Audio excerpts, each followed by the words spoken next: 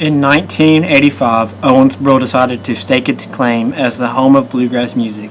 On September 10th, the Owensboro-Davis County Tourist Commissions announced an ambitious plan to make the community synonymous with bluegrass. The first step in the Commission's agenda included headquartering the association in Owensboro, creating a local bluegrass festival, a trade show, a national awards show, and a Bluegrass Hall of Fame.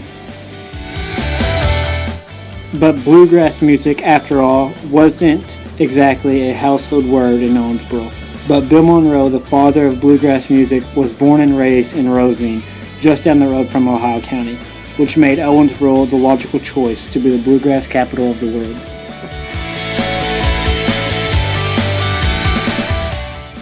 On October 16, 1985, the International Bluegrass Music Association was formed in Nashville by the Tourist Commissions and 56 other organizations, but 4 months later, it moved to Owensboro. And in September 1992, the Tourist Commission's final goal was achieved with opening a preview version of the Bluegrass Museum in the River Park Center complex. In 2003, the organization moved its headquarters back to Nashville. The museum, though, still stands in Owensboro, Kentucky, where it preserves bluegrass music and the artists who performed it along the years.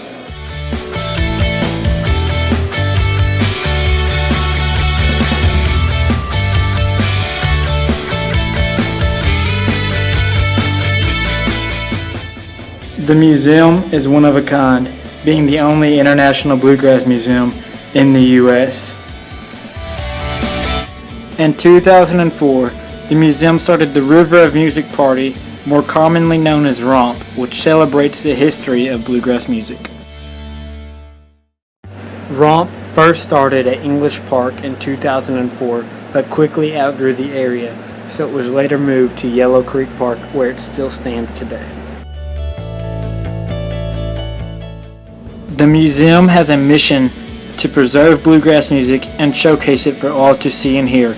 ROMP is a fantastic way of doing that by gathering people from all over the place and allowing them to see what the music has to offer. ROMP has brought many people to Kentucky, putting Owensboro on the map for bluegrass music. People have came from all over, such as Japan and Europe, to hear the music played in Kentucky. Each year, ROMP attracts more people to Owensboro, offering a future for the museum that hosts it and elevates Owensboro in the international bluegrass music community.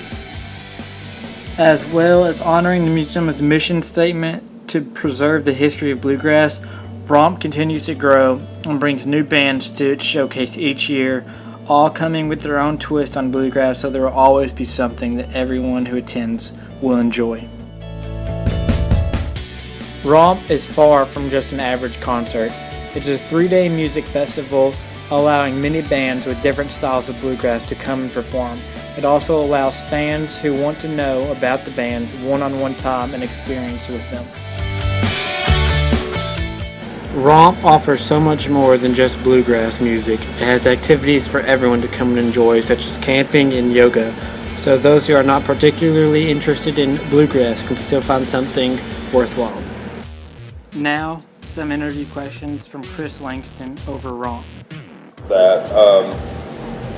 And ROMP is kind of a big example of preserving and protecting the traditions of bluegrass, and that's where we go about booking people like Del McCurry and Sam Bush and Doyle Lawson and the guys who have been playing this music for, Del McCurry's been a professional traveling musician since the 1950s and still sounds great and is awesome. But then also trying to bring new people in to the genre and introduce them to what we do. So that's where we go about booking bands like the Carolina Chocolate Drops or stuff like that. We had Merle Haggard last year and bands that lie on the fringe of bluegrass music but also kind of go into other genres. So people who maybe have never experienced bluegrass before or a bluegrass festival feel a little bit more comfortable about coming, and then you come to ROMP once and you're just hooked. It's awesome. Yeah.